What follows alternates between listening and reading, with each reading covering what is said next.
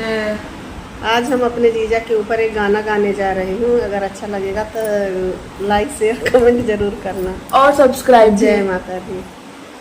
टीकावा लगौले से पंडित न कहई बाए जीजा, टीकावा लगौले से पंडित न कहई बा ए जीजा, बहिन बेचवे कहई बाए जीजा, बहिन बेचवे कहई बा ए जीजा, चोर की रखवले से पंडित न कहई बाए जीजा, चोर की रखवले से पंडित न कहई बाए जीजा, बहिन बेचवे कहई बाए जीजा, बहिन बेचवे कहई बाए जीजा।